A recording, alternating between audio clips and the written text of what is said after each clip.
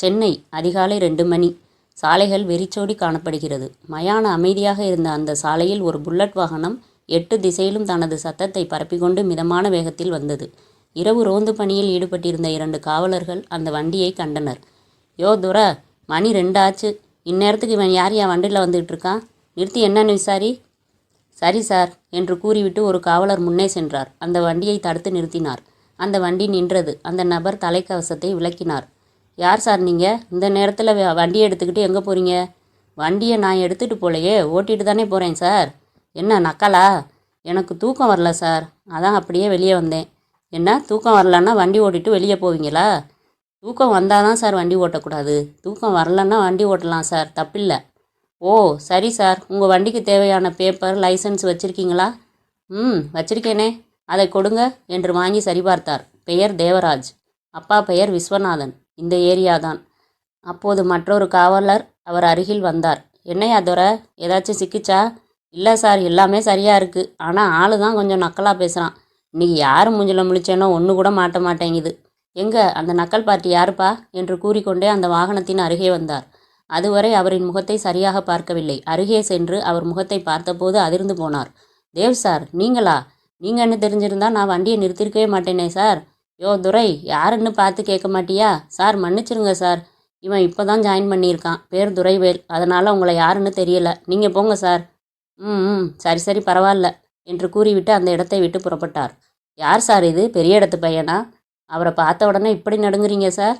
யோ, அவர் ஒரு காலத்தில் புலனாய்வுத்துறை எஸ்பியாக இருந்தார். ரொம்ப ஃபேமஸான ஆள். ரொம்ப கஷ்டமான கேஸெல்லாம் சுலபமாக கண்டுபிடிச்சிருக்காரு. ஆனால் இப்போ இவரை வேலையை விட்டு தூக்கிட்டாங்க. ஏன் சார், ரொம்ப திறமையான ஆளுன்னு சொன்னீங்க, ஏன் வேலையை விட்டு நிற்கிட்டாங்க? ஆமாயோ, திறமையான ஆள் தான். பெரிய ஆளுங்கக்கிட்ட எல்லாம் பிரச்சனை பண்ணால் அவங்க இவரை திட்டம் போட்டு வேலையை விட்டு தூக்கிட்டாங்க. இவர் பதிலுக்கு ஒன்றும் சொல்லலையா? கேஸ் நடந்துட்டுருக்கு. இவர் ஒரு டிடெக்டிவ் சர்வீஸ், அதான் துப்பறியும் நிபுணர். சில கேஸெல்லாம் பார்த்தாரு. ஆனால் அங்கேயும் பெரிய மனுஷங்கக்கிட்ட பிரச்சனை பண்ணிட்டாரு. இப்போது அந்த வேலைக்கும் இவரை தடை பண்ணிட்டாங்க. ஆனாலும் போலீஸ் டிபார்ட்மெண்ட்டில் ரகசியமாக சில வேலைகளை பார்க்குறாருன்னு சொல்கிறாங்க. இவருக்கு வேலை இல்லைல்ல, அப்போ எதுக்கு சார் இவருக்கு இப்படி பயப்படுறீங்க? யோ, இவரை மாதிரி திறமையான ஆளுங்களையெல்லாம் அவ்வளோ சீக்கிரம் விட மாட்டாங்க. பெரிய அதிகாரியோட துணை இவருக்கு இருக்கியா? யாருக்கு தெரியும், வருங்காலத்தில் திரும்பவும் ஜாயின் பண்ணலாம். எதுக்கு வம்பு? அங்கிருந்து புறப்பட்ட புல்லட் வண்டி நேராக ஒரு வீட்டின் கதவு முன்னால் நின்றது. தேவ் அதை திறந்து உள்ளே சென்றான். பவு பவு என்று நாய் குலைத்து கொண்டிருந்தது. ஏய் டாமி, அமைதியாரு, என்ன சத்தம் என்று நாயை அதட்டிக்கொண்டு அதன் அருகில் சென்றான். நாய் தேவை பார்த்ததும் வாலாட்டி கொண்டு அவன் மீது தாவிக்கொண்டு பாசமாக நக்கிவிட்டது. போதும்டா உன் பாசம், அமைதியாக தூங்கு, இனி சத்தம் வரக்கூடாது என்று கூறிவிட்டு உள்ளே சென்று படுத்தான். அந்த வீட்டில் தேவ், டாமி தவிர யாரும் இல்லை. அதிகாலை 6 மணி ஆனது. டாமி கத்தும் சத்தம். யாரோ கதவை தட்டினர். யாருடாது இந்நேரத்துக்கு கதவை தட்டுறது? தூங்க கூட விட மாட்டேங்கிறாங்க. கதவை திறந்தான். அங்கு 2 நபர்கள் நின்று கொண்டிருந்தனர். யார் நீங்கள்? என்ன வேணும்? தேவராஜ் சார். அப்படின்னு யாரும் இங்கே இல்லை, கிளம்புங்க. சார் ஒரு நிமிஷம், தேவராஜ் நீங்கள் தானே? ஆமாம், நீங்கள் யார்? சார், எங்களுக்கு உங்கள் உதவி தேவை. உதவியா? அப்படியேன்னு என்கிட்ட இல்லையே. சார் தயவு செஞ்சு நான் சொல்கிறத கேளுங்க. என் பையன் பெரிய பிரச்சனையில் மாட்டிக்கிட்டான். அவனை நீங்கள் தான் காப்பாற்றணும். சார், நீங்கள் யாருன்னே தெரியாது, உங்கள் பையன் வேறையா? யாரோ அட்ரஸ் தப்பாக கொடுத்துருக்காங்க சார், முதல்ல அங்கேருந்து கிளம்புங்க. சார், எங்களை டிஜிபி காமராஜ் சார் தான் உங்களை பார்க்க சொன்னார். ஐயோ, அவருக்கு வேறு வேலையே இல்லை. உள்ளே வாங்க, வந்து உட்காருங்க, நான் வரேன் என்று உள்ளே சென்று 10 நிமிடம் கழித்து வெளியே வந்தான். அவர்கள் இருவரும் அமர்ந்திருந்தனர். அவர்கள் அருகே அமர்ந்தான். இப்போ சொல்லுங்க, உங்கள் பிரச்சனை என்ன? சார், என் பேர் ஜெயக்குமார். நான் ஒரு நிமிஷம், நான் உங்கள் பிரச்சனையை சொல்ல சொன்னேன். அது எனக்கு ஓகேன்னா உங்கள் விவரங்களை நான் தெரிஞ்சுக்கிறேன். அது எனக்கு ஒரு பையன், அவன் பேர் பிரதாப். நேற்று அவன் மனைவியை யாரோ கொலை பண்ணிட்டாங்க. போலீஸ் இவனை தேடுது. என்ன சார், அவரோட மனைவியை யாரோ கொலை பண்ணிட்டாங்கன்னு சொல்கிறீங்க? போலீஸ் எதுக்கு இவரை தேடணும்? கொலை பண்ண குற்றவாளியை தானே தேடுவாங்க. அது சார், அவன் மனைவியை கொன்னது இவன் தான்னு சந்தேகப்படுறாங்க. எப்போ கொலை நடந்துச்சு? நேற்று சாயங்காலம் 5 மணிக்கு சார். உங்கள் மருமகளோட பேர் என்ன? ஹரிணி சார். தேவ் தன் கைபேசியை எடுத்து வலைதளங்களில் இந்த செய்தியை தேடினான். இதோ இருக்கே. அண்ணா நகரில் மனைவி மீது சந்தேகப்பட்டு கணவன் மனைவியை கத்தியால் குத்தி கொலை செய்துவிட்டு தப்பியோட்டம். என்ன சார் தப்பியோட்டம்னு போட்டிருக்காங்க? அப்போ கண்ணால் பார்த்த சாட்சி இருக்குமே. அது சார், இருங்க சார், இன்னும் இருக்கு, படிக்கிறேன். அண்ணா நகர் அடுக்குமாடி குடியிருப்பில் வாழ்பவர் பிரதாப், அவரது மனைவி ஹரிணி. இருவரும் தனியார் நிறுவனத்தில் பணிபுரிந்து வந்தனர். நேற்று மாலை வேலை விட்டு வந்த பிரதாப் தனது பிளாட்டிற்கு சென்றுள்ளார். அடுத்த அரை மணி நேரத்தில் சட்டை முழுவதும் இரத்தக்கரையுடன் குடியிருப்பை விட்டு வெளியே வந்துள்ளார். தனது காரை எடுத்துக்கொண்டு அங்கிருந்து தப்பித்து ஓடியுள்ளார். என்னது தப்பியோட்டம்? அது மட்டும் இல்லை சார், சட்டையில் இரத்தக்கரையோடு ஓடியிருக்காரு. இவர் தப்பு செய்யலைன்னு எப்படி சொல்கிறீங்க? சார், என் பையன் சந்தீப்பும் மருமகள் ஹரிணியும் காதலிச்சு கல்யாணம் பண்ணிக்கிட்டாங்க. 2 குடும்பமுமே அவங்க காதலுக்கு எதிர்ப்பாக இருந்துச்சு. அதனால் அவங்க 2 பேருமே தனியாக அந்த பிளாட்டில் சந்தோஷமாக இருந்தாங்க. ஒருத்தர் மேலே ஒருத்தர் உயிரே வச்சுருந்தாங்க. அப்படி இருக்கும்போது எப்படி சார் என் பையன் அவனோட மனைவியை கொல்லுவான்? என்ன சார், காதல், கல்யாணம், எமோஷன்ஸ் இதெல்லாம் தாண்டி ஹரிணி அப்படிங்கிற ஒரு பொண்ணு இறந்துட்டா. நானாக இருந்தாலும் உங்கள் பையன் மேலே தான் சந்தேகப்படுவேன். இல்லை சார், எனக்கு தெரியும் என் பையனை பற்றி. அவன் அப்படி செய்கிற ஆள் கிடையாது. சரி சார், இப்போ உங்கள் பையன் எங்கே இருக்கான்? இவர் என் நண்பன் போஸு. இவருக்கு வடபழனியில் ஒரு கெஸ்ட் ஹவுஸ் இருக்குது, அங்கே தான் இருக்கான். ஓ, அவன் எப்படி அங்கே போனான்? நேற்று சாயங்காலம் என் பையன் எனக்கு ஃபோன் பண்ணான் சார். நான் டெல்லியில் இருந்தேன். நான் தான் அவனை அங்கே போக சொன்னேன். இன்றைக்கி காலையில் தான் நான் வந்தேன். அப்போது நேற்று சாயங்காலத்துலேருந்து இப்போ வரைக்கும் உங்கள் பையன் அங்கே தான் இருக்கான். போலீஸ் இது வரைக்கும் உங்கள் பையனை தான் குற்றவாளின்னு தேடிட்டு இருக்காங்க. போலீஸ் உங்களை விசாரிக்கலையா? என் வீட்டுக்கு வந்திருக்காங்க சார். எனக்கு ஃபோன் பண்ணி விஷயத்த சொன்னாங்க. நான் ஊரில் இருந்து வந்த உடனே போலீஸ் ஸ்டேஷனுக்கு வர சொன்னாங்க. பேசாமல் உங்கள் பையனை போலீஸில் சரண்டர் ஆக சொல்லுங்கள் சார். ஆனால் அவன் சரண்டர் ஆகிட்டா அவன் மேலே பொய் கேஸ் போட்டுருவாங்களோன்னு பயமாக இருக்குது சார். பொய்யா? இதில் எது உண்மைன்னே தெரியல. நீங்கள் தான் சார் உதவி செய்யணும். சரி, உங்கள் பையன் இருக்கிற இடத்த காட்டுங்க. 3 பேரும் புறப்பட்டு பிரதாப் இருக்கும் இடத்திற்கு சென்றனர். தந்தை ஜெயக்குமார் வீட்டின் கதவை தட்டினார். யாரும் திறக்கவில்லை. கதவின் அருகே சென்று, நான் தான் அப்பா வந்திருக்கேன் பிரதாப், கதவை திற. கதவை திறந்தான் பிரதாப். பிரதாப் முகம் பயத்துடன் காணப்பட்டது. உள்ளே சென்றனர். தேவ் வீட்டை நோட்டமிட்டான். அங்கு மேஜையில் ஒரு மடிக்கணினி, கைபேசி மற்றும் ஒரு கப்பில் காபி இருந்தது. எதிரில் தொலைக்காட்சி பெட்டி ஓடிக்கொண்டிருந்தது. என்ன பிரதாப் சார், காப்பி குடிச்சிட்டு டிவி பார்த்துட்டு ரிலாக்ஸாக இருக்கீங்க போல. என்ன பிரதாப் இது, உன்னை காப்பி குடிச்சிட்டு அமைதியாக ரெஸ்ட் எடுன்னு சொல்லிட்டு போனால் காப்பி குடிக்கலை. மொபைல் ஃபோன் ஏன் ஆன் பண்ண? டிவி ஏன் ஆன் பண்ண? டிவி சத்தம் கேட்டு நீங்கள் இருக்கிறது யாருக்காச்சும் தெரிஞ்சிருமில்ல. என்னால் நிம்மதியாக இருக்க முடியலப்பா. டிவி, இன்டர்நெட்லேயும் நான் தான் ஹரிணியை கொலை பண்ணேன்னு சொல்கிறாங்கப்பா. அதை கேட்கும்போது எப்படி நிம்மதியாக இருக்கிறதுப்பா என்று அழுதான். போதும் பிரதாப் சார், இப்போ அழுகிறதுக்கெல்லாம் நேரம் இல்லை. சரி சொல்லுங்க, என்ன நடந்துச்சு? நான் அன்னைக்கு சாயங்காலம் வேலையை முடிச்சுட்டு பிளாட்டுக்கு வந்தேன். என்னோட சாவியை வச்சு வீட்டு கதவை திறந்து உள்ளே போனேன். அப்போது ஹரிணின்னு கூப்பிட்டேன். ஒரு நிமிஷம், நீங்கள் வீட்டு கதவை திறந்து உள்ளே போனீங்க. உள்ளே போய் ஹரிணின்னு கூப்பிட்டீங்களா? அப்போ உங்கள் மனைவி உள்ளே இருக்கிறாங்கன்னு உங்களுக்கு தெரியும். இருந்தாலும் அவங்கள கூப்பிடாம நீங்களே சாவியை வச்சு கதவை திறந்து உள்ளே போனீங்க. எப்போதுமே எனக்கு முன்னாடியே அவள் வேலையை விட்டு வீட்டுக்கு வந்துடுவா. 2 பேருக்கிட்டையும் ஒரு கீ இருக்கும். அவள் வந்த உடனே கொஞ்சம் படுத்து ரெஸ்ட் எடுப்பாள். நானும் அவளை தொந்தரவு பண்ணக்கூடாதுன்னு கதவை திறந்து உள்ளே போவேன். அன்றைக்கும் அப்படி தான் போனேன். அப்புறம் என்னோடய பெட்ரூமுக்கு போய் பார்க்கும்போது ஹரிணி ரத்த வெள்ளத்தில் கீழே கிடந்தா. அதை பார்த்து பயந்து போய் வெளியில் ஓடி போயிட்டேன். உங்கள் சட்டையில் ரத்தக்கரை எப்படி வந்துச்சு? நான் அவளை பார்த்த அதிர்ச்சியில் வழுக்கி அந்த ரத்தத்தில் விழுந்துட்டேன். என் சட்டையில் இருந்த ரத்தக்கரையை பார்த்து எல்லாரும் சந்தேகப்பட்டுருவாங்களோன்னு பயந்து அங்கேருந்து ஓடி வந்துட்டேன். Super Pratap sir. ஒன்று தெரியுமா, நான் எனக்கு பிடிக்காதவங்க ஹரிணியோட நிலைமையில் இருந்தால் கூட முதல்ல அவங்க உயிரோடு இருக்காங்களான்னு தான் பார்ப்பேன். அப்புறம் அவங்கள அந்த நிலைமைக்கு ஆளாக்குனவங்க யாருன்னு தேடி பார்ப்பேன். ஆனால் நீங்கள் உங்கள் உயிருக்கு மேலான மனைவியை பார்த்து அங்கேருந்து ஓடி வந்திருக்கீங்க. தேவ் சார், என் பையன் பிரதாப்புக்கு சின்ன வயசுலேருந்தே ரத்தத்தை பார்த்தா பயம். அப்படியா? ஆனால் நம்ம உயிர் ஆபத்தில் இருந்தால் கூட நம்ம உயிருக்கு மேலே நேசிக்கிறவங்கள காப்பாற்றணும்னு நினைக்கிறது தான் சார் மனுஷனோட மனசு. சரி விடுங்க, உங்கள் பையனை போலீஸில் சரண்டர் ஆக சொல்லுங்கள். ஆனால் நான் எந்த தப்பும் செய்யலையே, நான் ஏன் சரண்டர் ஆகணும்? இப்போது சொன்னது எல்லாத்தையும் போலீஸ்கிட்ட சொல்லுங்கள். நீங்கள் தப்பு செய்யலைன்னா ஏன் பயப்படணும்? தேவ் அங்கிருந்த பிரதாப்பின் கைபேசியை பார்த்தான். அதில் சில ஃபோன் நம்பர்களை பார்த்தான். இவன் இந்த வீட்டில் இருந்து கொண்டே இந்த நம்பருக்கு ஏன் ஃபோன் பண்ணான் என்று யோசித்தான். அங்கிருந்து புறப்பட்டு ஹரிணியை கொலை செய்த அந்த குடியிருப்புக்கு சென்றான். இந்த அப்பார்ட்மெண்ட்டு இவ்வளோ பெருசாக இருக்குது, ஆனால் ஒரு செக்யூரிட்டி கூட இல்லையே. அங்கிருந்த கேட்டை இழுத்து பார்த்தான். கேட் நல்லா இருக்கே, கேட்டில் பூட்டு தொங்குது. அட பாவி, செக்யூரிட்டி ட்ரெஸ் போட்டு ரூமில் உட்காந்து இப்படி தூங்கிட்டு இருக்கான். இவனை மாதிரி ஆள் இருந்தால் ஒன்றும் இல்லை, இவன் கண்ணு முன்னாடியே 9 கொலை நடக்கும் என்று தன் ஆதங்கத்தை கூறிவிட்டு அவன் அருகே சென்றான். சார், செக்யூரிட்டி சார், கொஞ்சம் எழுந்திருங்களேன். யார்ப்பா நீ? என்ன விஷயம்? அது ஒன்றும் இல்லை சார், அப்பார்ட்மெண்ட்டு ரொம்ப பெருசாக இருக்குது, ரொம்ப குடும்பம் வாழுது போல், அதான் பாம் வைக்கலாம்னு வந்தேன். பாமா? என்னது பாமா? என்ன சார் சொல்கிறீங்க? ஆமாயா, கொலை பண்ண வரவன், பாம் வைக்க வரவன் தூங்கிட்டு இருக்கிற உன்னை எழுப்பி இப்படி நான் பண்ண போகிறேன்னு சொல்லிட்டு போவான். நேற்று தானே இங்கே ஒரு கொலை நடந்திருக்கு, இன்னைக்கு இப்படி தூங்கிட்டு இருக்க? சார், சாரி சார், நேற்று நடந்த கொலைக்கு அப்புறம் பகல் செக்யூரிட்டியை போலீஸ் விசாரிக்க கூப்பிட்டு போயிட்டாங்க சார். இப்போது அவன் வேலையும் சேர்த்து நானே பார்க்குறேன். அதான் சார் கொஞ்சம் தூங்கிட்டேன். நீங்கள் யாருன்னே சொல்லலையே சார். நான் இந்த ஏரியா இன்ஸ்பெக்டர். நேற்று நடந்த கொலையை விசாரிக்க வந்திருக்கேன். சரி, அந்த கொலையை பற்றி உனக்கு தெரிஞ்ச விஷயத்த சொல்லு. செத்துப்போன மேடம் பேர் ஹர்னி சார்.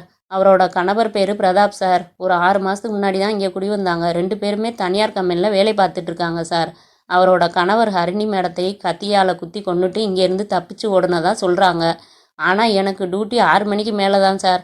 நான் பார்க்கல சார். யோ, இதெல்லாம் நியூஸ்லேயே சொல்லிட்டாங்கய்யா. நீ என்ன நினைக்கிற? பிரதாப் தான் ஹரிணியை கொலை பண்ணியிருப்பாரா?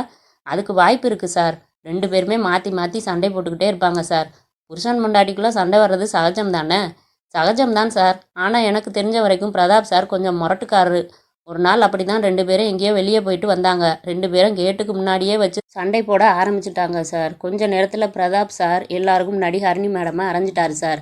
அவங்களும் அழுதுகிட்டே உள்ளே போயிட்டாங்க. சரி, அவங்க பிளாட் நம்பர் என்னது? 14C sir. சரி, ஓகே. அங்கே ஏதாச்சும் போலீஸ் இருக்காங்களா?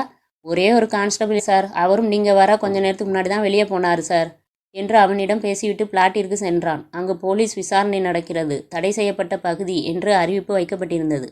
அந்த கதவு பூட்டப்பட்டிருந்தது. அந்த கதவை கள்ளசாவி கொண்டு திறந்து உள்ளே போனான். அங்கு தரையில் கால் தடம் இரத்தத்தினால் பதிந்திருந்தது. இது ஒருவேளை பிரதாப்பின் கால் தடமாக இருக்கும் என்று யோசித்தான். அந்த தடம் ஒரு அறையின் வாசலில் தொடங்கி வெளியே சென்றது. அந்த வீட்டில் தனது பார்வையை வீசினான். அங்கு மேஜையில் ஒரு லேப்டாப் பேக் இருந்தது. அங்கு அருகில் ஷூ இருந்தது. அவன் சிந்தித்தான். பிரதாப் உள்ளே வந்துள்ளான். தனது பேக் ஷூவை இங்கே வைத்துவிட்டு நேராக பெட்ரூமிற்கு சென்றுள்ளான் என தனக்குள்ளே யூகித்து கொண்டான். அந்த மேஜையில் போலீஸ் ஆதாரங்களை கைப்பற்றியதையும் கண்டான். நேராக பெட்ரூமிற்கு சென்றான். அங்கு ஹரிணி உடல் இருந்த இடத்தில் வரைபடம் போடப்பட்டிருந்தது. அவன் அந்த வரைபடத்தை உற்று பார்த்தான். அந்த இடத்தில் இரத்தம் காய்ந்து போயிருந்தது. அவன் அந்த அறையில் ஆதாரத்தை தேடினான். அனைத்து இடங்களிலும் தேடினான். அவனுக்கு பெரிதாக ஒன்றும் கிடைக்கவில்லை. ஒரு மேஜை மேலே ஒரு நோட்டீஸ் காகிதம் கிடைத்தது. அது வங்கி நோட்டீஸ். கார் லோனுக்கான வட்டி கட்டவில்லை என்று எச்சரிக்கை நோட்டீஸ் வங்கியிலிருந்து வந்திருந்தது. தேவ் யோசித்தான். இருவரும் வேலை பார்க்கும்போது ஏன் இவர்கள் வட்டி செலுத்தவில்லை என்று யோசித்தான். பின் அலமாரியை தேடும்போது ஒரு அலமாரியில் ஒரு சின்ன நகைப்பெட்டி இருந்தது. அதை திறந்து பார்த்தபோது உள்ளே ஒரு தாலி இருந்தது. இது யாருடையது என்ற சந்தேகம் எழுந்தது. அந்த பெட்டியின் அருகில் ஒரு பில் இருந்தது. அதில் பிரதாப்பின் பெயர் போடப்பட்டிருந்தது. அவன் அந்த பில்லை எடுத்துக்கொண்டான். அங்கு ஒரு போட்டோ ஆல்பம் இருந்தது. அதில் இருவரின் போட்டோக்கள் இருந்தது. அதை பார்த்தான். இன்னும் சில இடங்களில் ஆதாரம் தேடினான். அப்போது அங்கு பாதுகாப்பிற்கு வைக்கப்பட்டிருந்த கான்ஸ்டபிள் திரும்பி அந்த இடத்திற்கு வந்தார். செக்யூரிட்டி அந்த கான்ஸ்டபிளிடம் நடந்தவற்றை கூறினார். அவர் தனது மேல் அதிகாரியிடம் இதை பற்றி கூறினார். மேலதிகாரி தான் அங்கு வரும் வரை காத்திருக்கும்படி உத்தரவிட்டார். இவை அனைத்தும் தேவுக்கு தெரியாது. அவன் ஆதாரம் தேடும் முயற்சியில் ஈடுபட்டிருந்தான். அப்போது அவனுக்கு ஒரு ஆதாரம் கிடைத்தது. அங்கு ஒரு அலமாரியில் புத்தகம் அடுக்கி வைக்கப்பட்டிருந்தது. போலீஸ் ஆதாரம் தேடும் முயற்சியில் அனைத்து புத்தகத்தையும் எடுத்து பார்த்துள்ளனர். ஒரு புத்தகத்தில் முன் அட்டையின் இடுக்கில் ஏதோ ஒன்று இருப்பது போல் இருந்தது. அவன் அதை எடுத்து பார்த்தான். அதில் பிரதாப்பின் வங்கி விவரங்கள் இருந்தது. அதில் பிரதாப் ஒரு மாதத்தில் 3 லட்சம் ரூபாய் எடுத்த விவரங்கள் இருந்தது. இதை ஹரிணி ஏன் இங்கு ஒளித்து வைத்திருக்க வேண்டும் என்று யோசித்தான். அடுத்து அங்கு வைக்கப்பட்டிருந்த அனைத்து புத்தகங்களையும் எடுத்து பார்த்தான். அதில் சில புத்தகங்களில் முன்பக்கத்தில் அதேபோல் சிடி, மேலும் சில காகிதங்கள் அனைத்தும் கிடைத்தது. அந்த பெட்ரூமில் ஒரு பால்கனி இருந்தது. அதன் வழியாய் கண்டால் நேராக அடுக்குமாடி குடியிருப்பின் முன்கேட்டும் செக்யூரிட்டி ரூமும் தெரியும். அதில் தற்செயலாக பார்க்கும்போது ஒரு போலீஸ் வாகனம் உள்ளே வந்தது. சுதாரித்து கொண்ட தேவ் அங்கிருந்து தப்பிக்க தயாரானான். போலீஸ் அந்த குடியிருப்பின் லிஃப்டிலும் படிக்கட்டிலும் பிரிந்து வந்தனர். தேவ் வேகமாக அந்த குடியிருப்பின் படிக்கட்டில் கீழே இறங்கினான். காவலர்கள் தன்னை நெருங்கிவிட்டதை அறிந்த தேவ் வேகமாக அங்கு ஒரு இடுக்கில் ஒளிந்து கொண்டான். காவலர்கள் தேவை பார்க்காமல் மேல் நோக்கி ஓடினர். பின்னர் தேவ் அங்கிருந்து கீழே இறங்கி வந்தான். அங்கு 2 கான்ஸ்டபிள், ஒரு செக்யூரிட்டி நின்று கொண்டிருந்தனர். அவர்களை காணாதது போல் அங்கிருந்து நடந்தான். அந்த செக்யூரிட்டி தேவை அடையாளம் கண்டு கொண்டான். சார், அவன்தான் சார், பிடிங்க. டேய் நில்லு என்று 2 கான்ஸ்டபிள்களும் அவனை துரத்தி சென்றனர். தேவ் வேகமாக சென்று அப்பார்ட்மெண்ட் முன் கதவை மூட்டி அதில் தொங்கவிடப்பட்டிருந்த ஆட்டோமேட்டிக் லாக் பூட்டை வைத்து பூட்டிவிட்டு சென்று விட்டான். கான்ஸ்டபிள் இருவரும் உள்ளே மாட்டிக்கொண்டனர். தேவ் அங்கிருந்து சுலபமாக தப்பித்தான். தேவ் அந்த அப்பார்ட்மெண்ட்டில் இருந்து தனது வீட்டிற்கு சென்றான். அவனை அவனது நாய் டாமி வரவேற்றது. அவன் வீட்டிற்குள் சென்று அமர்ந்தான். சந்தீப்பின் வீட்டிலிருந்து கண்டெடுக்கப்பட்ட அந்த ஆதாரங்களை பார்த்தான். சந்தீப்பின் வங்கி விவரத்தை தவிர சில காகிதங்கள் இருந்தது. அதில் சந்தீப்பின் மாத வருமானம் விவரங்கள், வீட்டு வரிக்கான ரசீது இருந்தது. ஆனால் அந்த வீட்டு வரிக்கான ரசீதில் வேறொரு வீட்டின் விலாசம் இடம்பெற்றிருந்தது. அதில் ஸ்ரீஜா என்ற ஒரு பெண்ணின் பெயரும் இடம்பெற்றிருந்தது. மேலும் அதனுடன் ஒரு சிடி இருந்தது. அதை தனது மடிக்கணினியில் பொருத்தி பார்த்தான். அதில் ஒரு வீடியோ இருந்தது. அந்த வீடியோவில் நேரம் இரவு 12 மணி என்று குறிப்பிடப்பட்டிருந்தது. அந்த வீடியோ சந்தீப் வீட்டின் கதவு முன் எடுக்கப்பட்டிருந்தது. சந்தீப்புடன் யாரோ ஒரு பெண் அவன் வீட்டிற்குள் நுழைவது போல் இடம் பிடித்திருந்தது. தேவ் சந்தீப்பின் வீட்டிற்கு முன் எந்த ஒரு கேமராவும் இல்லை. எப்படி இந்த வீடியோ என்று யோசித்தான். அப்போது தேவின் வீட்டு கதவை யாரோ தட்டினார்கள். தேவ் சந்தேகத்துடன் எழுந்து சென்று கண்ணாடியின் வழியாக பார்த்தான். வேகமாக அவன் வைத்திருந்த ஆதாரங்களையெல்லாம் எடுத்து மேஜையின் அடியில் ரகசியமான ஒரு இடத்தில் வைத்தான். பின் சென்று கதவை திறந்தான். என்ன சார் வேணும்? சார், நீங்கள் தானே தேவராஜ்? உங்களை இன்ஸ்பெக்டர் ஸ்டேஷனுக்கு வர சொன்னார். என்ன காரணம் சார்? ஏதோ பார்ட்டி கூப்பிட்ற மாதிரி கூப்பிட்றீங்க. அதெல்லாம் தெரியாது சார். அவர் உங்களை உடனே கூப்பிட்டு வர சொன்னார். போலாமே. அரசாங்க ஊழியர்களுக்கு நான் எப்போவுமே மரியாதை கொடுப்பேன். தேவ் காவல் நிலையத்தை அடைந்தான். வணக்கம் தேவராஜ் சார், நான் இன்ஸ்பெக்டர் விஜய். விஜய் பேர் ரொம்ப சின்னதாக இருக்குது. அதே மாதிரி என்னையும் தேவ்னு கூப்பிடுங்க போதும். ஓகே தேவ் சார், எப்படி இருக்கீங்க? எனக்கு என்ன மிஸ்டர், ரொம்ப நல்லா இருக்கேன். வாழ்க்கை ஜாலியாக போகுது. ஜாலி சொல்லிட்டு தேவையில்லாத விஷயத்தில் மூக்கம் நுழைக்கிறீங்களே சார், புரியலையே. ஹரிணி கொலை வழக்க நான் தான் பார்த்துக்கிறேன். நீங்கள் ஏன் சார் தேவையில்லாமல் எங்களுக்கு இடைஞ்சல் கொடுக்குறீங்க? எந்த ஹரிணி? யாரோட கொலை? புரிகிற மாதிரி சொல்லுங்கள் சார். நல்லா நடிக்கிறீங்க. உங்கள் இடத்துல வேறு யாராச்சும் இருந்தால் நான் இப்படி பேசிகிட்டு இருக்க மாட்டேன். ஹரிணின்னு ஒரு பொண்ணை நேற்று சாயங்காலம் கொலை பண்ணியிருக்காங்க. அதை செஞ்சது அவரோட கணவர் சந்தீப். போலீஸ் அதை விசாரிச்சுட்டு இருக்காங்க. ஆனால் நீங்கள் இன்றைக்கி மதியம் அந்த அப்பார்ட்மெண்ட்டுக்கு போயிருக்கீங்க. நீங்கள் அங்கே இருந்து ஓடுனதை நான் பார்த்தேன். ஆமாம் விஜய் சார், இப்போ தான் ஞாபகம் வருது. அந்த அண்ணா நகர் அப்பார்ட்மெண்ட்டு தானே. நான் அந்த வழியாக ஜாக்கி போனேன்னா வழி தவறி அந்த அப்பார்ட்மெண்ட்டுக்குள்ளே போயிட்டேன், அவ்வளோதான். எது, மதியம் உச்சி வெயிலில் ஜாக்கிங் போனீங்க? அப்போ ஏன் போலீஸை பார்த்து பயந்து ஓடுனீங்க? நான் பயந்து ஓடலையே, அவங்க துரத்துனாங்க, நான் ஓடுனேன். மிஸ்டர் தேவராஜ், இங்கே காமெடி ஷோ நடக்கலை. உங்கள் மேலே எந்த நடவடிக்கையும் எடுக்க முடியல. அதான் நீங்கள் உட்காந்து இவ்வளோ நக்கலாக பதில் சொல்லிகிட்டு இருக்கீங்க. இனிமேல் நீங்கள் இந்த கேஸில் தலையிட்டீங்கன்னா நான் சும்மா இருக்க மாட்டேன், புரிஞ்சுதா? ஓ, நல்லா புரிஞ்சுதே. நான் கிளம்புறேன். ஒரு நிமிஷம். அந்த வீட்டில் இருந்து வேறு ஏதாச்சும் ஆதாரத்தை எடுத்துகிட்டு போனீங்களா? அது எப்படி சார், நீங்கள் ஏதாச்சும் ஆதாரத்தை அங்கே விட்டு வச்சுருப்பீங்க. அவ்வளோ தெளிவாக விசாரிச்சிருக்கீங்க. தேவ் அங்கிருந்து புறப்பட்டான். வெளியே வந்தான். அங்கு ஒரு காவலர் ஒரு நபரிடம் பணம் வாங்கி கொண்டு ஏதோ ஒன்றை மறைத்து வைத்து கொடுப்பதை பார்த்தான். அவர் அருகில் சென்றான். அவன் காதில், சார், டீ கடைக்கு வாங்க, நான் உங்ககிட்ட தனியாக பேசணும் என்று கூறினான். அந்த காவலர் சைகையில் வருகிறேன் என்று கூறினார். வாங்க சார், ஏதாச்சும் காப்பி டீ? குடிக்கலாமே. அப்புறம் உங்களுக்கு ஏதாச்சும் வேலை நடக்கணுமா? ஆமாம் சார், ஒரு பெரிய உதவி நீங்கள் செய்யணும். பெரிய உதவியா? முதல்ல என்ன உதவின்னு சொல்லுங்கள். ஒரு கேஸ் பற்றின விவரங்கள் முழுசாக எனக்கு வேணும். என்ன, பத்திரிக்கைக்காரங்களா? என்ன ஒரு அறிவு, எப்படி கண்டுபிடிச்சிங்க சார்? இருக்கட்டும். என்ன கேஸ்? அதான் சார், அந்த அண்ணா நகரில் நேற்று சாயங்காலம் ஒரு பொண்ணை கொலை பண்ணிட்டாங்களே, அதை பற்றி தான் சார். அதுவா? விவரங்களை முழுசாக தர்றேன், என்னை பெருசாக கவனிக்கணும். கவனிச்சிருவோம். அந்த பொண்ணு பேர் ஹரிணி, அவன் புருஷன் பேர். சார், அதெல்லாம் தெரியும் எனக்கு. அந்த கேஸில் வேறு யார் மேலேயாச்சும் சந்தேகம் இருக்கா? யாருமே இல்லை, அவன் புருஷன் சந்தீப் தவிர. பக்கத்து வீட்டுக்காரங்க சந்தீப் மோசமான ஆள், பல பொண்ணுங்க கூட தொடர்பு இருக்குன்னு சொல்கிறாங்க. அந்த ஹரிணியோட அம்மா அப்பா சந்தீப்பு தான் பொண்ணை வச்சு எங்களை மிரட்டி காசு வாங்கினதா சொல்கிறாங்க. அப்போது அவங்க அம்மா அப்பா இந்த விஷயத்த ஹரிணிக்கிட்ட சொல்லலையா? தான் பொண்ணு அவங்க சொல்கிறத நம்பலன்னு சொன்னாங்க சார். ஆனால் நம்ம இன்ஸ்பெக்டர் தான் இந்த கேஸில் சந்தீப் தான் குற்றவாளின்னு சொல்லி முடிக்காமல் ஏதோ விசாரிச்சுக்கிட்டே இருக்காரு. அவருக்கு என்ன பொறி சிக்கிச்சோ. வேறு யார்கிட்ட விசாரிச்சாரு? சந்தீப்போட நண்பர்கள் 2 பேர்கிட்ட விசாரிச்சாரு. அதில் சந்தீப் கொஞ்சம் மோசமானவன். தண்ணி அடிக்கிறது, தப்பான வழியில் ரொம்ப காசு செலவு பண்ணுவான்னு சொல்கிறாங்க. அப்புறம் ஹரிணியோட நண்பர்கள்கிட்ட விசாரிச்சாரு. அந்த பொண்ணு ரொம்ப நல்ல பொண்ணு, சந்தீப் மேலே உயிரையே வச்சுருந்தான்னு சொல்கிறாங்க. சரி, வீட்டில் ஏதாச்சும் ஆதாரம் கிடச்சிதா?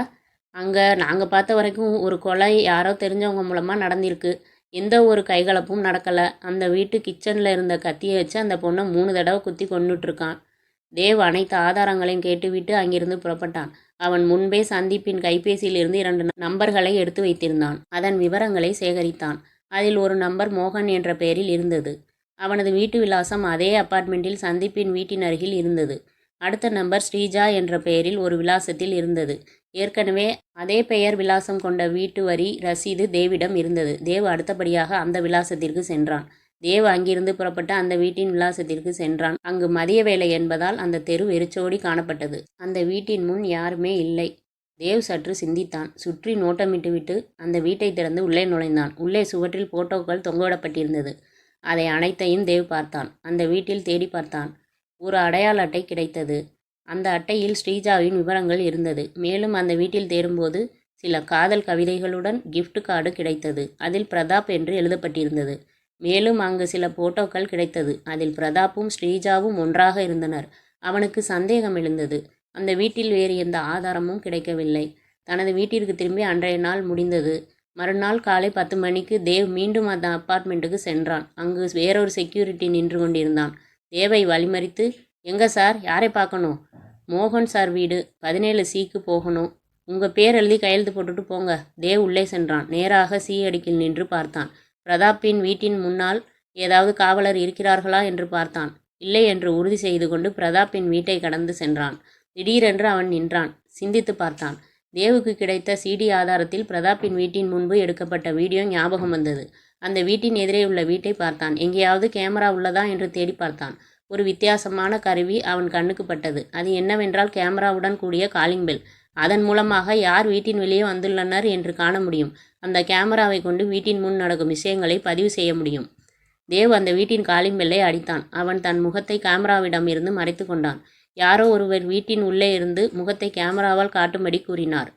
தேவ் தன் முகத்தை காட்டினார். யார் நீங்கள் என்று ஸ்பீக்கரில் சத்தம் கேட்க, நான் விஜய், இன்ஸ்பெக்டர் என்று தேவ் பதிலளித்தான். அந்த வீட்டின் கதவு திறந்தது. உள்ளே இருந்து 40 வயது தக்க ஒரு நபர் வெளியே வந்தார். அவர் நடமாட முடியாமல் வீல் சேரில் அமர்ந்திருந்தார். சொல்லுங்க சார், ஒரு சின்ன விசாரணை, உள்ளே போய் பேசலாமா? சரி வாங்க சார். தேவ் உள்ளே சென்று வீட்டை நோட்டமிடத் தொடங்கினான். அங்கு இருக்கையில் அமர்ந்தான். அவன் எதிரில் மேஜையில் பழங்கள், அவற்றை வெட்டி கொள்ள ஒரு கத்தியும் இருந்தது. உங்க பேர்? ரங்கராஜன். நான் 15 வருஷமா இந்த அப்பார்ட்மெண்ட்டில் இருக்கேன் சார். உங்கள் காலுக்கு என்னாச்சு? கம்பெனியில் வேலை பார்க்கும்போது சின்ன ஆக்சிடென்ட்டு சார். அப்போது தேவின் கையில் இருந்த பைக் சாவி கீழே விழ அதை குனிந்து எடுத்தான். அப்போது தனக்கு எதிரே இருந்த அந்த நபரை குனிந்தபடி பார்த்து ஒரு சிரிப்பு சிரித்தான். பின் எழுந்தான் அவரிடம். சார், உங்கள் வீட்டுக்கு எதிரில் இருக்க வீட்டில் ஒரு பொண்ணை கொலை செஞ்சுருக்காங்க. அது உங்களுக்கு தெரியும். அது மட்டும் இல்லை, அதை செஞ்சது யாருன்னு உங்களுக்கு தெரியும். எனக்கு தெரியாது. போலீஸ் நேற்று முழுக்க என்கிட்ட விசாரிச்சாங்க. நான் தெரியாதுன்னு தான் சொன்னேன். இல்லை, நான் கண்டிப்பாக சொல்கிறேன், உங்களுக்கு அந்த கொலையை செஞ்சது யாருன்னு தெரியும். என்ன சார், நான் தெரியாதுன்னு சொல்கிறேன், நீங்கள் சொன்னதே சொல்கிறீங்க. அப்போது தெரியாது உங்களுக்கு ஒன்று தெரியுமா? நான் போலீஸ் விசாரிக்க வந்திருக்கேன்னு சொன்னால் நீங்கள் உடனே நம்பிடக்கூடாது. அவங்க அடையாள அட்டையை பார்த்துட்டு தான் உள்ளே விடணும். இல்லைன்னா உங்களை மாதிரி பிரச்சனையில் மாட்டிக்கிடுவாங்க. யாரு நீ? என்ன வேணும் உனக்கு? ரங்கராஜன், நீங்கள் தான் அந்த பொண்ணு கொலை பண்ணதை பார்த்த ஒரே சாட்சின்னு எனக்கு சந்தேகம் வருது. அதான் உங்களையும் அந்த பொண்ணு போன இடத்துக்கே அனுப்பிடலாம்னு நினைக்கிறேன். தேவ் அப்படி கூறிக்கொண்டே தனது எதிரில் இருந்த கத்தியை எடுத்து உயர்த்தினான். ரங்கராஜன் கத்தினார். தேவ் அவனை மிரட்டி வாயை மூட சொன்னான். ரங்கராஜன் பதட்டத்தில் என்ன செய்வது என்று புரியாமல் தனது வீல் சேரை நகர்த்தினார். திடீரென்று வீல் சேரில் இருந்து எழுந்து நின்றார். அவரது கால்கள் அங்கும் இங்கும் நடக்கத் தொடங்கியது. தேவ் சிரித்து கொண்டு, என்ன ரங்கராஜன் சார், ஒலிம்பிக்கில் ஓட தயாராயிட்டீங்க போல என்று கிண்டல் சிரிப்புடன் கூறினான். ரங்கராஜன் தனது கால்களை பார்த்துவிட்டு உண்மை எப்படி இவனுக்கு தெரியும் என்று சிரித்தபடி நின்றார். தேவ் ரங்கராஜனின் வீட்டிற்குள் சென்று 10 நிமிடத்தில் தன்னால் நடக்க முடியாது, தனது கால்கள் ஊனம் என்று கூறிக்கொண்டு வீல் சேரில் அமர்ந்தபடி தனது குடும்பத்தையும் அங்கு சுற்றியுள்ளவர்களையும் ஏமாற்றி கொண்டிருந்த ரெங்கராஜனின் உண்மையை கண்டுபிடித்தான். இது ரெங்கராஜனுக்கு அதிர்ச்சி தந்தது. இத்தனை வருடங்கள் எத்தனையோ பேரை நான் ஏமாற்றியுள்ளேன், இவன் எப்படி கண்டுபிடித்தான் என்ற சந்தேகம். தேவிடம் உனக்கு எப்படி இது தெரியும் என்று கேள்வி எழுப்பினான். பல நாள் திருடன் ஒரு நாள் அகப்படுவான் ரங்கராஜன் சார். இன்னைக்கு என்கிட்ட மாட்டிக்கிட்டீங்க. ஆனால் எப்படி? ரொம்ப சுலபம். கீழே விழுந்த என்னோட சாவியை எடுத்தப்போ உங்கள் காலில் போட்டிருக்கிற உங்கள் செப்பலுக்குள்ளே இருக்கிற கலரை பார்த்தேன். அப்புறம் அங்கே பாருங்கள், கீழே தரையில் கொட்டி இருக்கிற கலர், அது பக்கத்தில் இருக்கிற கால் தடம். அது பேனாமை ரங்கராஜன் சார். யாரோ பேனாமையை கீழே கொட்டியிருக்காங்க. நீங்கள் அதை பார்க்காம அது மேலே காலை வச்சு நடந்து வந்திருக்கீங்க. எனக்கு சந்தேகம் வந்துச்சு. ஒரு சின்ன நாடகம் ஆடி உங்கள் உண்மையை வெளியே கொண்டு வந்தேன். தயவு செஞ்சு இந்த உண்மையை வெளியே சொல்ல வேண்டாம். நான் வேலை பார்க்கும்போது ஒரு விபத்தில் என்னோடய கால் நடக்க முடியாமல் போச்சு. அது நிரந்தரம்னு தெரிஞ்சு என்னோடய கம்பெனி எனக்கு ஓய்வு கொடுத்து மாதம் சம்பளம் கொடுத்துட்டு வர்றாங்க. இப்போ என் கால் சரியாயிடுச்சுன்னு தெரிஞ்சால் எனக்கு அந்த காசு கிடைக்காம போயிடும். அப்போது வேலைக்கே போகாமல் வீட்டில் உட்காந்து சாப்பிடணும்னு நினைக்கிறீங்க. சரி, அது உங்கள் பிரச்சனை. இப்போ என் கேள்விக்கு பதில் சொல்லணும். நீங்கள் என்ன கேட்டாலும் சொல்கிறேன். உங்கள் எதிர் வீட்டுக்காரினி, அவங்கள நீங்கள் தான் கொலை பண்ணீங்க. என்ன சார் இப்படி சொல்கிறீங்க? நான் யாரையும் கொலை பண்ணலை. அப்படியா? அப்புறம் ஏன் பிரதாப்பும் இன்னொரு பொண்ணும் ஒன்றா இருக்கிற மாதிரி வீடியோ எடுத்து ஹரிணிக்கிட்ட கொடுத்தீங்க? நான் எந்த வீடியோவும் கொடுக்கலையே. இது சரிப்பட்டு வராது. உங்களை எங்கே விசாரிக்கணுமோ அங்கே விசாரிக்கிறேன். ஐயோ சார், நான் உண்மையை சொல்லிடுறேன். நான் தான் வீடியோவை கொடுத்தேன். ஏன்னா ஹரிணிக்கு பிரதாப் மேலே சந்தேகம் இருந்துச்சு. நானும் பல தடவை பார்த்துருக்கேன் அவன் ஒரு பொண்ணை கூட்டிகிட்டு வர்றதை. அதனால தான் ஒரு ஆதாரமாக வீடியோவை கொடுத்தேன். வேறு எந்த தப்பும் செய்யலை சார். சரி, இந்த அப்பார்ட்மெண்ட்டில் மோகன்னு யாரையாச்சும் தெரியுமா? சார், அவன் இந்த ஃப்ளோரில் தான் இருக்கான். அந்த பிரதாப்போட நெருங்கிய நண்பன் சார். மோகனோட மனைவி கலா ஹரிணியோட நெருங்கி பழகுவா. 2 பேருக்கும் நடுவில் ஏதாவது பிரச்சனை? அவங்க 2 பேரும் சண்டை போட்டு பார்த்ததில்ல சார். ஆனால் மோகனும் பிரதாப்பும் தண்ணி அடிச்சுட்டு சூதாடுவாங்க சார். இதனால் ஒரு நாள் மோகனோட மனைவி தற்கொலை முயற்சியும் பண்ணா சார். அப்புறம் உங்கள் வீட்டு கேமரா எல்லாத்தையும் பதிவு பண்ணுமா? பண்ணும் சார். கொலை நடந்த நேரத்தில் பதிவு பண்ணியிருக்குமே, நான் பார்க்கலாமா? கண்டிப்பாக வாங்க சார். அந்த கேமராவை பார்த்தபோது பிரதாப்பை தவிர யாரும் அந்த வீட்டிற்கு வந்ததாய் பதிவாகவில்லை. தேவ் அதை பலமுறை பார்த்தான். அவனுக்கு ஒரு ஆதாரம் கிடைத்தது. அந்த வீடியோவில் 4:15 மணி முதல் 4:25 மணி வரை எதுவும் பதிவாகவில்லை. என்ன ரங்கராஜன் சார், கேமராவை நிறுத்தி வச்சுட்டு போய் கொலை பண்ணியிருக்கீங்க போல. எது, நான் கொலை பண்ணனா? இப்போதான் சார் ஞாபகம் வருது. அந்த நேரத்தில் கரண்ட் இல்லை, அதனால் கேமராவில் பதிவாகலை. கரண்ட் இல்லையா? ஆமாம் சார். நான் கூட வாட்ச்மேனுக்கு ஃபோன் பண்ணி கேட்டதுக்கு நான் பார்க்குறேன் சார்னு சொன்னான். நான் சொல்கிறது உண்மை சார். சரி ரங்கராஜா, நான் கிளம்புறேன். சார், என் உண்மையை யாருக்கிட்டையும் சொல்ல மாட்டீங்களே? கவலைப்படாதீங்க, சொல்ல மாட்டேன். தேவ் அங்கிருந்து புறப்பட்டு நேராக மோகன் வீட்டின் கதவை தட்டினான். மோகன் மனைவி கலா கதவை திறந்தாள். சொல்லுங்க, யார் வேணும்? மோகன் வீட்டில் இருக்காரா? என் கணவர் வீட்டில் தான் இருக்காரு. நீங்கள் யார்? நான் இன்ஸ்பெக்டர் விஜய். ஹரிணி கேஸ் பற்றி விசாரிக்கணும். எத்தனை பேர் வருவீங்க சார்? மாற்றி மாற்றி விசாரிக்கணும்னு வரீங்க. இந்த கேஸில் ஹரிணிக்கு நியாயம் கிடைக்கணும்னா நாங்கள் அதை பண்ணி தான் மேடம் ஆகணும். உள்ளே இருந்து அவங்க வேலையை செய்ய விடு கலா என்று சத்தம் கேட்டது. சரி, உள்ளே வாங்க என்று கலா தேவுக்கு வழிவிட்டாள்.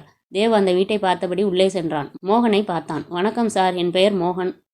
நான் இன்ஸ்பெக்டர் விஜய். மோகன், நீங்களும் உங்கள் மனைவி கலாவும் ஹரிணி பிரதாப்போட ரொம்ப நெருங்கி உறவாக இருந்தீங்களா? சார், எனக்கு பிரதாப்பை காலேஜ் படிக்கும்போது இருந்தே தெரியும். ஹரிணியை அவன் கல்யாணம் பண்ணிக்கிட அவங்க குடும்பமே எதிர்ப்பாக இருந்துச்சு. அவங்க இந்த அப்பார்ட்மெண்ட்டுக்கு குடிவர நான் உதவி செஞ்சேன். என் மனைவி கலாவும் ஹரிணியும் நல்ல சகோதரிகள் மாதிரி பழகுனாங்க. சரி, ஹரிணி பிரதாப்போட உறவு எப்படி இருந்துச்சு? பிரதாப் ஹரிணியை விரும்பினான் சார். அதெல்லாம் போய் சார். பிரதாப் ஹரிணியை ஏமாத்தினான் என்று கலா மோகனின் பதிலுக்கு எதிர்ப்பு தெரிவித்தாள். ஏமாத்தினான்னா எந்த மாதிரி? அவளுக்கே தெரியாமல் அவளோட வங்கியிலேருந்து பணம் எடுக்கிறது. அவரோட ஃப்ரெண்டு ஸ்ரீஜாவோட தப்பான உறவு வச்சுருந்தான் சார். சரி, அவர் ஹரிணியை ஏமாற்றி பணம் எடுத்து ஸ்ரீஜாவுக்கு கொடுப்பாரா? அது சொல்லுங்கள் மேடம். பணத்தை எடுத்து குடிக்கிறதுக்கு சூதாடுறதுக்கு பயன்படுத்துவார். பிரதாப் மட்டுமா, இல்லை உங்கள் கணவர் மோகனும் கூட போவாரா? சார், ஒரு நிமிஷம். எனக்கு சூதாடுற பழக்கம் இருந்துச்சு, ஆனால் நான் அதை விட்டுட்டேன் என்று அமைதியாக இருந்த மோகன் பதிலளித்தான். இல்லை சார், உங்கள் மனைவி கூட அதனால் தற்கொலை முயற்சி பண்ணதா சொன்னாங்க. ஆமாம் சார், இவரும் ஒரு காலத்தில் சூதாடுவார், ஆனால் இப்போ அதை விட்டுட்டாரு. சரி சார், எங்கே சூதாடுவீங்க? அது சும்மா சொல்லுங்கள் சார், நான் தெரிஞ்சுக்கலாம்னு தான். அது ஒரு பார் சார் என்று பாரின் பெயரை கூறினான். சரி மேடம். கொலை நடந்த அன்னைக்கு வீட்டில் யார் இருந்தீங்க? நான் இல்லை, என் கணவர் மட்டும்தான் வீட்டில் இருந்தார். சரி மேடம் என்று கூறிவிட்டு மீண்டும் வீட்டை நோட்டமிட்டபடி அங்கிருந்து புறப்பட்டான். அந்த அப்பார்ட்மெண்ட்டை விட்டு கீழே இறங்கி வந்தான். நேராக அப்பார்ட்மெண்ட்டின் மின்சார அளவு மீட்டர் அருகே சென்றான். அங்கு அதை பார்த்து கொண்டிருந்தான். அப்போது செக்யூரிட்டி தேவ் அங்கு நிற்பதை பார்த்தான். சார், அங்கே என்ன பண்ணுறீங்க? வணக்கம் சார். வணக்கம் எல்லாம் இருக்கட்டும். அங்கே என்ன பண்ணிட்டு இருந்தீங்க? சும்மா தான் அப்படியே நடந்துட்டு இருந்தேன். சும்மாவா? பார்க்கணுன்னு சொன்னவங்கள பார்த்துட்டிங்களா? பார்த்தாச்சே. அப்போது இங்கேருந்து கிளம்புங்க. சரி சார் என்று கூறிவிட்டு அங்கிருந்து கிளம்பி நேராக மோகன் சொன்ன பாருக்கு சென்றான். அங்கு ஒரு நபரிடம் காசு கொடுத்து அவனிடம் தகவல் சேகரித்தான். இங்கு இரவு 8 மணிக்கு மேல் சூதாட்டம் நடக்கும். அதில் பங்கு பெறுபவர்கள் அனைவரின் பெயரும் ஒரு பதிவேட்டில் இருக்கும் என்று கூறினான். அதன் தகவல்களை அவன் சேகரித்து கொண்டு வீடு திரும்பினான். வீட்டிற்கு சென்று ஓய்வெடுத்து கொண்டிருந்தான். அப்போது யாரோ வீட்டின் கதவை தட்டினர். கண்ணாடி வழியாக யார் என்று தேவ் பார்த்தான். இன்ஸ்பெக்டர் விஜய் நின்று கொண்டிருந்தார். தேவ் புன்னகையுடன் அந்த கதவை திறந்தான். வாங்க இன்ஸ்பெக்டர், என்ன அதிர்ச்சி கொடுக்குறீங்க? வாங்க, உள்ளே வாங்க. உனக்கு இன்னொரு அதிர்ச்சி கொடுக்கவா? உன்னை கைது பண்ண போகிறேன். அதிர்ச்சி கொடுக்குறேன்னு காமெடி பண்ணுறீங்க. என்ன கைது பண்ண என்ன காரணம்? நீதான் இன்ஸ்பெக்டர் விஜய்னு சொல்லி எல்லாத்தையும் ஏமாத்தினதுக்கு. ஓ சரி. தேவை கைது செய்து காவல் நிலையத்துக்கு அழைத்து சென்றனர். சொல்லுங்க தேவ், ஏன் என் பெயரை சொல்லி எல்லாத்தையும் ஏமாத்துனீங்க? உங்கள் பேருக்கு எவ்வளோ மதிப்பு இருக்குன்னு தெரிஞ்சுக்கிற ஆசைப்பட்டேன் விஜய் சார். இந்த விளையாட்டு வேண்டாம். நீங்கள் முதல்ல இருந்தே இந்த வழக்கில் தேவையில்லாமல் தலையிட்டுட்டு இருக்கீங்க. பிரதாப்பை நிரபராதின்னு நிரூபிக்கணும்னு அவங்க அப்பா கிட்ட காசு வாங்கியிருக்கீங்களா? உங்களால் அது முடியாது. பிரதாப் தான் இதில் குற்றவாளின்னு உறுதியாயிடுச்சு. தேவ் சிரித்து கொண்டு, பிரதாப் இதில் குற்றவாளி இல்லை, உண்மையான குற்றவாளி யாருன்னு எனக்கு தெரியுமே. விஜய்க்கு இது அதிர்ச்சி தந்தது. அப்போ யார் குற்றவாளி? உங்களுக்கு உண்மை தெரிஞ்சுக்கணும்னு ஆசையாக இருக்கா? தேவ், உண்மையை சொல்லு. நான் உண்மையை சொல்கிறேன் சார். உங்களுக்கு சொல்லாமல் நான் யாருக்கு சொல்ல போகிறேன்? ஆனால் நான் சொல்கிற சில பேர் இங்கே வரணும். என்ன விளையாடுறியா? சார், ஒரு குற்றவாளி தப்பிச்சு ஒரு நிரபராதி மாட்டக்கூடாது. அப்போது நீங்கள் நான் சொல்கிறத செஞ்சு தான் ஆகணும். சரி என்று விஜய் கூறிவிட்டு தேவ் கூறியது போல் அங்கு பிரதாப்பின் அப்பா ஜெயக்குமார், ஹரிணியின் அண்ணன் மோகன், கலா, ஸ்ரீஜா அனைவரும் அங்கு வந்தனர். தேவ் தனது விசாரணையை தொடங்கினான். இப்போ முதல்ல பிரதாப், நீங்கள் உங்கள் மனைவியை எந்த அளவுக்கு விரும்புனீங்க? எனக்கு அவனா உயிர். அவளோட பிரிவை என்னால் தாங்க முடியலை. ஸ்ரீஜா, உங்களுக்கு பிரதாப்பை தெரியுமா? தெரியும். அவன் என்னோட காலேஜ் நண்பன். அப்போது மோகனை? 2 பேருமே தெரியும். சரி பிரதாப், நீங்கள் உங்கள் உயிருக்கு மேலான மனைவிக்கு காதல் கவிதையெல்லாம் எழுதி கொடுத்துருக்கீங்களா? இது என்ன கேள்வி சார்? ஆமான்னு சொல்லுங்கள். உங்கள் மனைவிக்கு மட்டுமா எழுதி கொடுத்தீங்க? உங்கள் ஃப்ரெண்டு ஸ்ரீஜாவுக்கும் எழுதி கொடுத்துருக்கீங்க. என்ன சார் உங்கள் வாய்க்கு வந்தபடி பேசுகிறீங்க? அப்படியா? கவிதை மட்டுமா எழுதி கொடுத்தீங்க? அவங்க அவங்க வீட்டு வரி, மாதம் செலவுக்கான பணம் எல்லாமே கொடுத்துருக்கீங்க. அதுக்கான ஆதாரம் என்கிட்ட இருக்கே. அது ஒரு நண்பன் முறையில் செஞ்சேன். அப்போது காதல் கவிதையோடு லெட்டர்ஸு, கார்டு எல்லாத்துலேயும் உங்கள் பேரோட இருக்கே. அது அது வந்து போதும், இதுக்கு மேலே பொய் சொல்ல வேண்டாம். நான் உண்மையை சொல்கிறேன். நீங்களும் ஸ்ரீஜாவும் காலேஜிலேயே காதலிச்சிங்க. ஹரிணி உங்களை காதலிக்கிறான்னு தெரிஞ்சுக்கிட்டு அவங்களோட சொத்துக்கு ஆசைப்பட்டு காதலிக்கிற மாதிரி நடிச்சிங்க. கல்யாணமும் பண்ணிக்கிட்டீங்க. ஆனால் நீங்கள் நினச்சது நடக்கலை. ஹரிணி தன் அப்பா கிட்ட இருந்து எந்த பணத்தையும் வாங்க தயாராக இல்லை. நீங்களும் ஹரிணி கிட்ட இதை பற்றி ரொம்ப சண்டை போட்டு பார்த்தீங்க.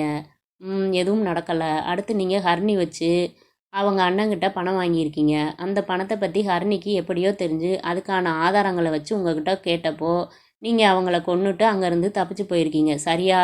இல்லை, நீங்கள் சொல்கிறது பொய். என்கிட்ட எல்லா ஆதாரமும் இருக்கே. இப்போ இதை என்ன சொல்கிறீங்க? நான் ஹரிணியை ஏமாத்தினது உண்மைதான். ஆனால் நான் அவளை கொலை பண்ணலை. உங்கள் உண்மையை தெரிஞ்ச பிறகு நீங்கள் சும்மா இருப்பீங்களா? கண்டிப்பாக கொலை பண்ணியிருப்பீங்க. இல்லை, நான் கொலை பண்ணலை. அவளை கொல்லணும்னு நினச்சேன், அவ்வளோதான். நீங்கள் கொலை பண்ணணும்னு நினச்சிங்கன்னா இந்த கொலை நடக்கலைன்னா உங்கள் மனைவியை நீங்களே கொலை பண்ணியிருப்பீங்க. சரியா? என்ன தேவ் சொல்கிற? அப்போ பிரதாப் கொலை பண்ணலைன்னு சொல்கிறியா? Yes Vijay sir. அப்போ யார் கொலை பண்ணது? பிரதாப் அந்த அப்பார்ட்மெண்ட்டுக்கு வந்தது சரியாக 5:05க்கு. ஆனால் கொலை நடந்தது 4:15 மணியிலிருந்து 4:25க்குள்ளே. எப்படி இவ்வளோ சரியாக சொல்கிற? காரணம் இருக்கே. அந்த நேரத்தில் அந்த அப்பார்ட்மெண்ட்டில் அந்த ஃப்ளோர் மட்டும் கரண்ட்டு போயிருக்கு. கரண்ட்டா? அதுக்கும் இதுக்கும் என்ன சம்மந்தம்? இருக்குது, நீங்கள் பார்க்காம விட்ட ஆதாரம். ஹரிணி வீட்டுக்கு எதிரே ரங்கராஜன் வீட்டில் இருக்கிற கேமரா. அந்த கேமரா குற்றவாளியோட முகத்தை பார்க்கக்கூடாதுன்னு அந்த கரண்ட்டை நிறுத்தியிருக்காங்க. யார் செஞ்சது? யாராக இருக்கும்? அந்த அப்பார்ட்மெண்ட்டில் ஹரிணி பிரதாப்புக்கு தெரிஞ்சவங்க வேற யார்? மோகன், கலா தான். அவங்களா தான் இருக்கும். சார், தேவையில்லாமல் எங்கள் மேலே பழி போடாதீங்க. அவங்கள எங்கள் குடும்பமாக நினச்சா அவங்கள எப்படி கொலை செய்வோம்? கண்டிப்பாக மோகன் சார். நீங்கள் கடைசியாக எப்போ சூதாட போனீங்க? அது ஒரு மாதத்துக்கு முன்னாடி போனேன். அப்படியா? ஆனால் போன வாரம் நீங்கள் அங்கே போனதா என்கிட்ட ஆதாரம் இருக்கே. என்ன உளர்றீங்க? ஆமாம் மோகன் சார். நீங்கள் சூதாட போகாமல் உங்கள் பேர் அந்த பதிவேட்டுக்கு எப்படி போச்சு? அது நீங்கள் ரொம்ப யோசிக்க வேணாம், நானே சொல்கிறேன். அதாவது நீங்கள் அங்கே போயிருக்கீங்க, சூதாடி இருக்கீங்க.